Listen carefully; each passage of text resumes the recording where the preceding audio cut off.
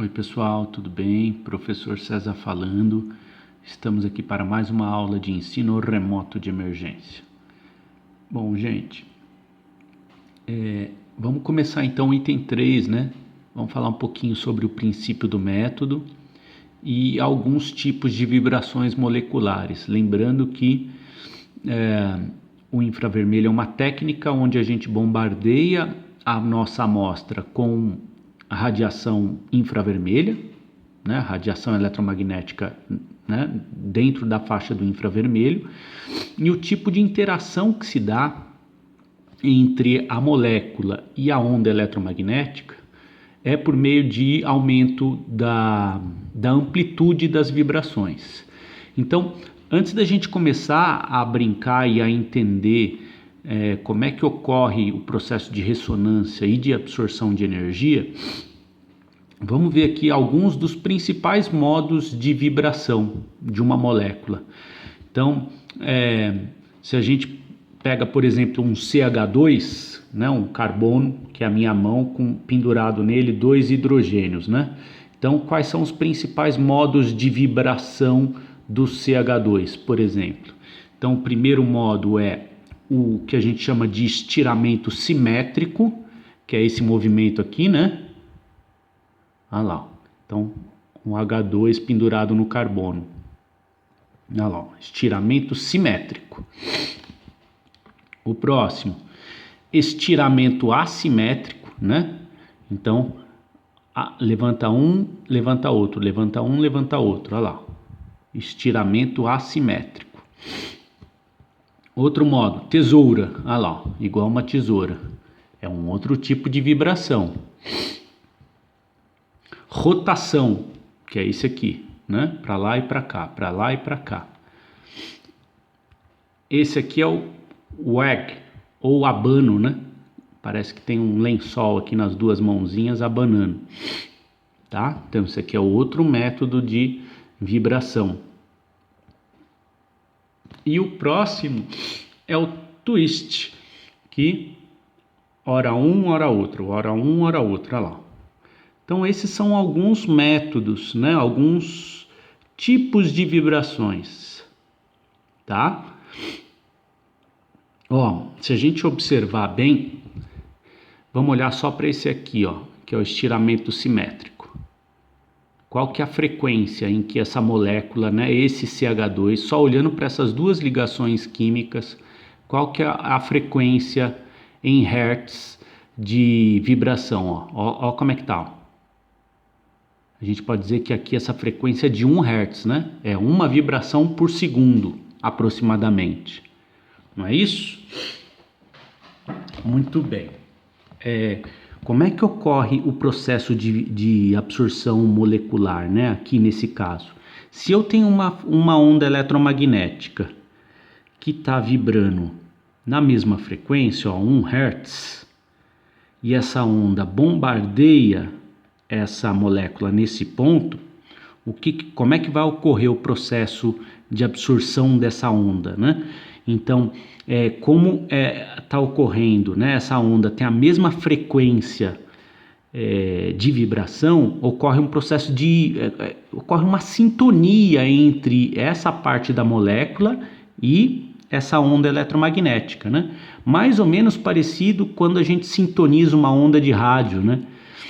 Então, a anteninha lá, para sintonizar a onda de rádio, para ela começar a absorver a onda de rádio, você tem que sintonizar na mesma frequência, né? Então, quando a antena está na mesma frequência da onda de rádio, ela absorve a onda de rádio, aí você escuta, né? Então, aqui a gente está fazendo analogia com outras coisas para que você possa entender. Então, quando essa onda eletromagnética, né, bombardeia essa parte da molécula na mesma frequência, essa molécula que vibra na frequência de 1 Hz, ela absorve parte dessa onda eletromagnética, né, ela absorve essa onda eletromagnética. E como é que há o aumento da energia na brincadeira? Há o aumento da frequência? Não, a frequência continua a mesma, só que a amplitude do movimento aumenta, ó. Então, ao invés dela vibrar assim, ela passa a vibrar assim, ó, né? Então, não sei se vocês já viram, aquela... Só para a gente fazer uma analogia para você entender o fenômeno, né? Vocês já viram aquele vídeo da ponte de Tacoma? Mas antes da gente ir pro vídeo, aqui ó, eu tenho aqui uma mola, né? Olha lá, ó, pego a mola e puxo ela, aumento a energia potencial dela. Ela continua vibrando na mesma frequência, só que aumenta a amplitude, ó. Então, ó, frequência, ó, não muda a frequência o tempo todo, ó. Quando eu puxo, aqui ó, quer ver, ó? Vamos ver o começo aqui, ó. Ó, quando eu puxo ela, eu aumento a energia potencial dela. Ela continua vibrando na mesma frequência, só que aumenta a amplitude do movimento. É assim que ocorre a absorção de energia, tá?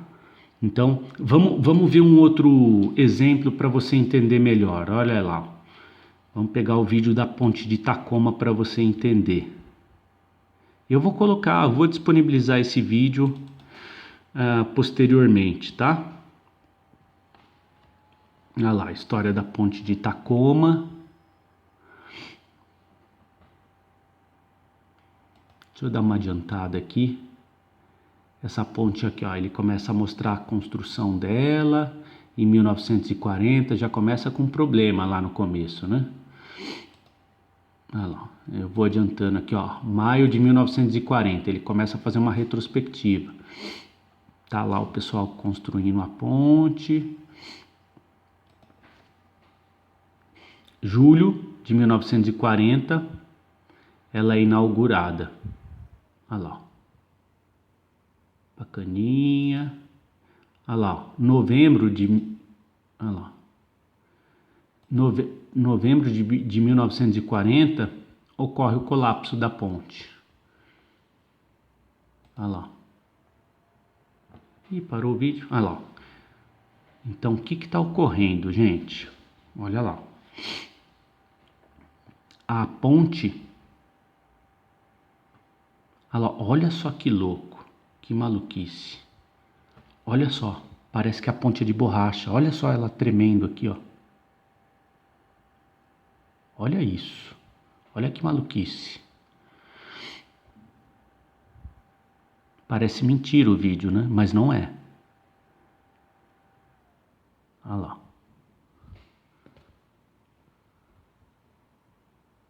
Antes da gente ver a ponte colapsar, vamos tentar entender o que acontece aqui, né? Eu não sou nenhum físico para explicar isso de uma forma adequada, mas vamos brincar um pouco e fazer uma analogia com as moléculas. A ponte, ela tem uma frequência de vibração. Tudo vibra numa frequência, né? Então, muito provavelmente, alguma coisa entrou em ressonância com a ponte, alguma coisa estava fornecendo energia para a ponte porque entrou em ressonância. Muito provavelmente o vento, né? Então, a ponte estava numa vibração, o vento chegou numa mesma vibração, numa mesma frequência, a ponte começou a absorver a energia do vento, vamos dizer assim, né? E aí, como é que foi esse processo de absorção? A ponte continuou vibrando na mesma frequência, né?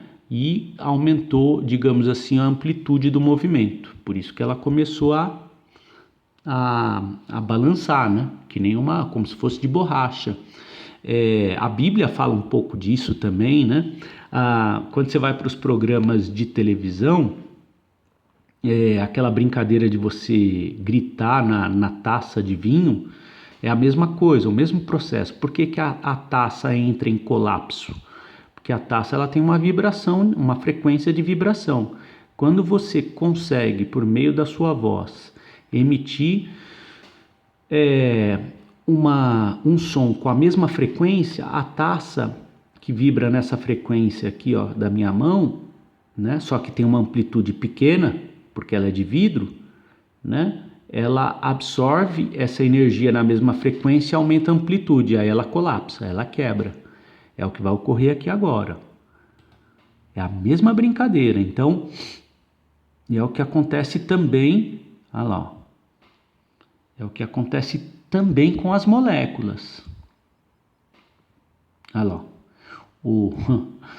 Aqui é muito curioso. O professor deixou o cachorro no carro e estava vindo embora lá. Tem um carro lá no fundo. Estava vindo embora, todo tranquilo. Ele voltou para pegar o cachorro, não conseguiu. Olha lá. Tem um carro aqui no fundo. Mais para frente vai dar para ver. Olha só que maluco essa ponte dançando, gente. É muito doido.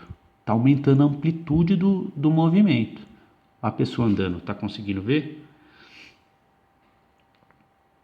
Era um professor. Só podia, né? Olha a calma do cara. Maluco. Olha o carro. Agora acho que tá mais claro para ver o carro. Olha essa ponte, gente. Eu vou deixar esse vídeo disponível para vocês poderem ver com calma. O cachorro ficou lá junto, dentro do carro. Ah lá, ó. Aí ela colapsou, não aguentou lá. Claro.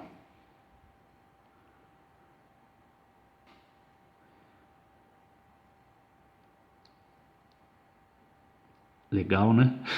Quer dizer, legal. Enfim, é só para você ter uma ideia. Olha lá, e o professor correndo, olha lá, doidão. Malucaço, cara.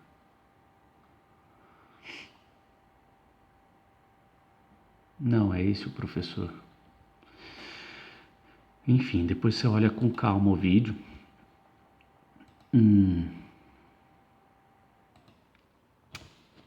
Ficou claro, gente? Então, como é que é o processo de absorção?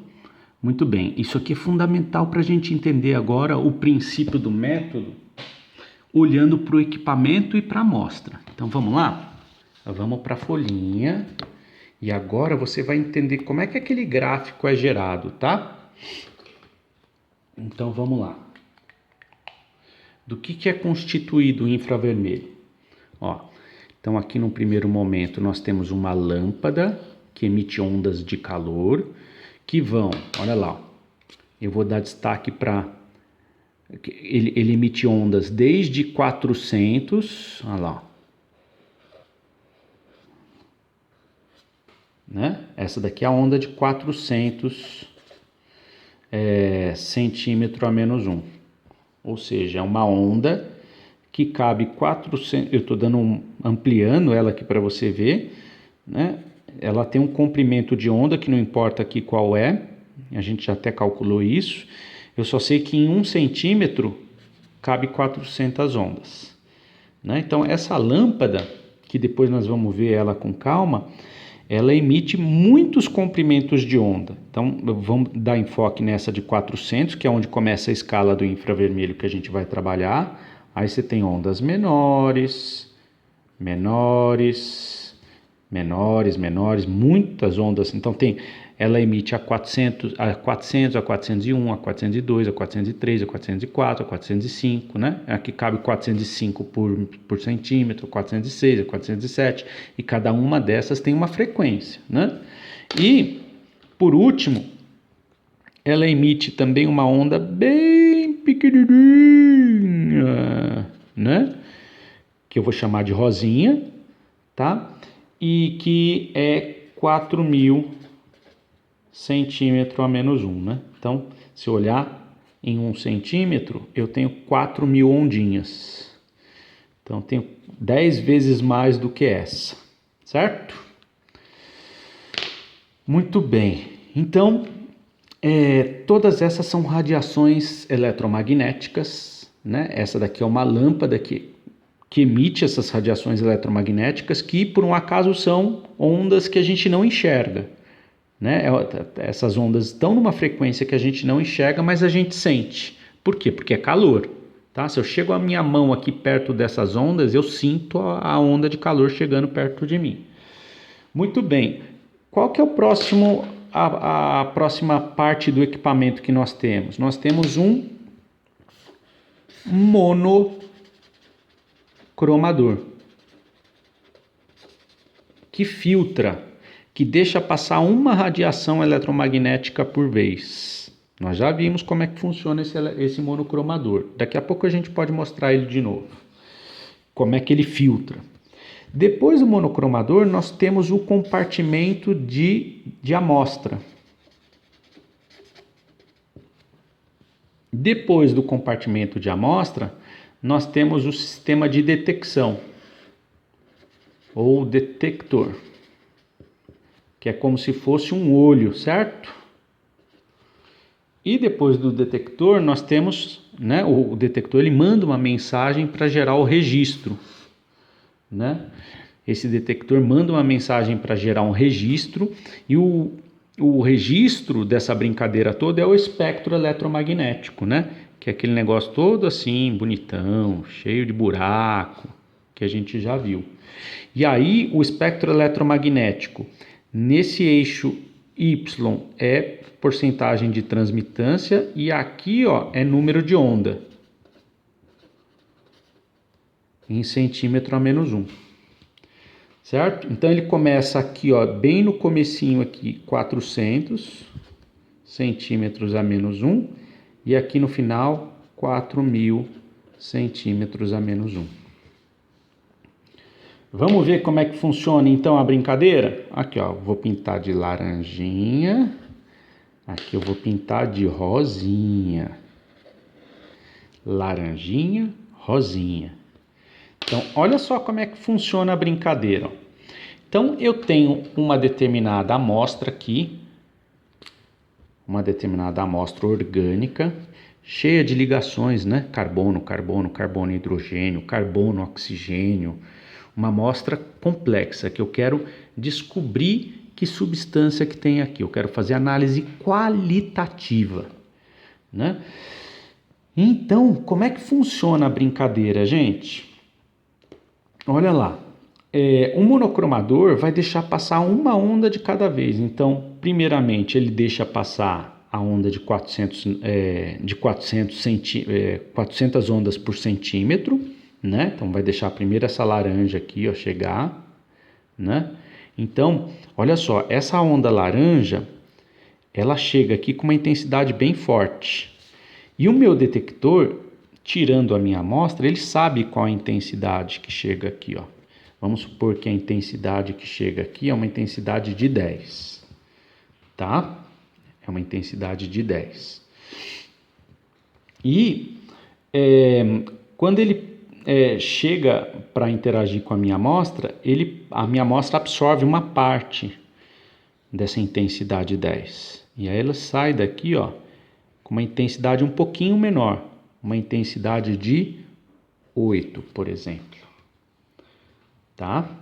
Então o detector tira a amostra, ele enxerga o monocromador deixando passar só essa radiação laranja com intensidade de 10. Quando eu ponho a amostra, essa intensidade que o detector enxerga é uma intensidade de 8. Tudo bem? Então tem como calcular a transmitância disso, né? É o que passa dividido pelo total que chega. Então, a transmitância é 0,8, ou a transmitância percentual, que é 80%. Né? É 0,8 vezes 100. Ó, por isso, a escala do gráfico está aqui. Ó. Como é que é gerado esse gráfico? Né? E qual a conexão desse gráfico com a técnica de análise? Ele é gerado assim. Ó. Então, quando o equipamento deixa passar a onda laranjinha, né? A porcentagem de transmitância que passa dessa onda laranja é 80%. Por isso que aqui está 80%. Ó. Olha lá. Vamos voltar lá na brincadeira aqui para você ver. Aqui, ó. Aqui. Vamos voltar lá para a escala. Aqui eu escolhi um número ruim aqui, né? Ó, vamos supor que o 400 está aqui, ó. 400 está aqui. Então, como é que eu gerei esse ponto, ó? Tá? 400, ó. 400. Então, ó, 80%. A escala é sempre assim, ó, ela é invertida, né? Olha lá. Então, 400, quando eu bombardei, como é que eu gerei esse ponto aqui? Exatamente esse ponto do gráfico. Eu bombardeei a minha amostra com uma radiação de 400 ondas por centímetro, que vibra numa determinada frequência, né? Teve alguma estruturinha lá, alguma ligação que entrou em ressonância com essa radiação e absorveu quanto por cento dela? Absorveu 20% e deixou passar 80%, ó. Deu 80% de transmitância, ó. 80% de transmitância, ou seja, 80% passou. Só 20% foi absorvido. Então tem alguma estruturinha lá que vibra numa determinada frequência. Qual frequência? A mesma frequência do número de onda de 400. Por isso que é comum o pessoal chamar esse eixo aqui de frequência. Mas o adequado é número de onda. Claro que número de onda está associado com frequência. Quanto maior o número de onda, maior a frequência. Nós já fizemos esse cálculo, né? Então tem alguma estruturinha na molécula que vibrou na mesma frequência dessa onda de 400 e absorveu parte dela, né? Quanto dessa parte? 20%. Os outros 80% passou, tá? Então é assim que é construído esse gráfico, gente, certo? Então se você pegar, por exemplo, eu bombardeei a mesma amostra com uma radiação eletromagnética de 1000 ondas por centímetro, né? O que aconteceu aqui quando eu bombardeei essa amostra com a radiação de 1000? Ela absorveu somente 10%. Os outros 90%, ó, passou totalmente ileso, né? Então esse gráfico, gente, ele é gerado a partir disso. Agora olha só que interessante, quando eu bombardeio, quando meu monocromador deixa passar a radiação de 3000, ela absorve praticamente toda, ó, a radiação. A transmitância vai para a transmitância percentual vai para uns 5%. O ponto está mais ou menos aqui, ó. Vai para uns 5% a transmitância percentual. Ou seja, somente 5% da radiação passou. Os outros 95% foram absorvidos, né? Então tem alguma estrutura na molécula que entrou em ressonância com essa radiação de 3000 e que absorveu ela praticamente inteira, né? Então, aí é que tá, né? Olha só, como é que a gente faz análise qualitativa no infravermelho? Como uma substância ela é única, ela possui ligações químicas únicas, né? Porque isso daqui, esses comprimentos de absorção tem a ver com os tipos de ligação que você tem, né? Isso daqui é como se fosse, então, uma impressão digital da substância, né? O hexano é uma substância única, só ele tem aquelas ligações químicas na quantidade, né, que existe. Então, ele vai gerar um espectro único, isso aqui é como se fosse uma impressão digital única, né? E é assim que a gente faz análise qualitativa. Professor, como que a gente faz análise qualitativa? Daqui a pouco, após os comerciais. Eu estou explicando para vocês o princípio do método, como é que esse gráfico é gerado, né? Ele é gerado porque as ligações químicas das estruturas, né, as estruturas absorvem a radiação eletromagnética que eu bombardeio, né, a minha amostra, e ela vai gerando esses pontos, né?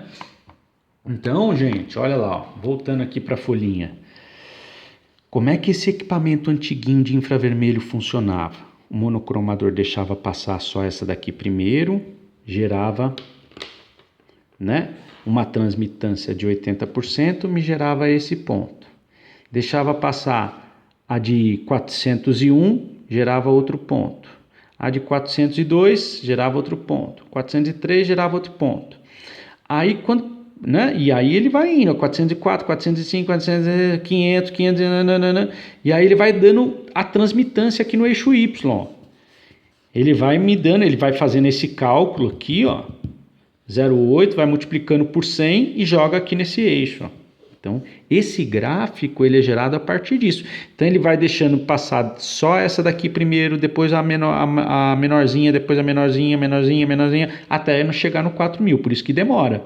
Olha só, de 400 até 4.000, ó quantas ondas eletromagnéticas ele deixou passar, né? Esse processo era demorado, demorava uns minutos, alguns minutos, tá? Para varrer. Perceba que a varredura é parecido com o VEVIS, né? Ó, por isso que eu quis explicar esse equipamento dispersivo de infravermelho primeiro, porque é muito parecido. No UV-Vis você tem a lâmpada, você tem o monocromador que deixa passar uma por uma para fazer a varredura. A diferença é que no UV-Vis aqui não é número de onda, aqui é comprimento de onda, mas um converte no outro. E aqui não é porcentagem de transmitância, é absorbância, né? Essa é a grande diferença. Então, aqui, pelo fato da absorbância ser o inverso da transmitância, né?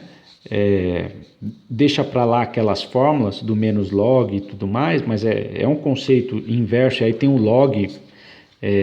Nós já deduzimos essa fórmula, né? O pico do espectro de absorção, né? Quando a gente faz a varredura no VEVIS, os picos eles saem para cima.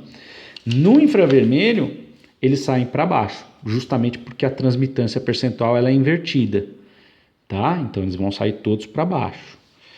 Tem como eu mudar a escala disso daqui e botar a absorbância aqui no lugar? Tem os equipamentos novos conseguem mudar essa escala aqui, tá? E aí esse pico inverte. Beleza? Tudo bem, gente? Todo mundo entendeu como é que funciona o equipamento, né? É bem bonitinho. Como é que é gerado esse gráfico? Então, esse gráfico é uma impressão digital da substância, né? Por quê? Porque a substância tem lá uma determinada estrutura, C, dupla O, nananã, C, né? CH2. Então, cada parte, cada estruturinha dessa daqui vibra numa determinada frequência, né? Então, vai absorver um tipo de onda eletromagnética diferente, tá? Então, aqui tem um F pendurado, enfim. Cada estruturinha, e aí depois, mais para frente, o tio vai mostrar por que um CF absorve um comprimento de onda e o CH absorve outro. Tem como a gente prever isso, inclusive, é bem legal. Por que o CO absorve um determinado comprimento de onda? Mas isso aí é daqui a pouco, tá? Agora, eu quero que você entenda o método de funcionamento do equipamento, como é que ele gera esse gráfico, né? E como é que esse gráfico pode me dar análise qualitativa da substância, da minha amostra, né? Do que tem aqui dentro dela. Tá? Tá claro isso, gente? Bom, tá dando 29 minutos já. Eu vou parando o nosso vídeo por aqui e até a nossa próxima atividade. Beijo, beijo.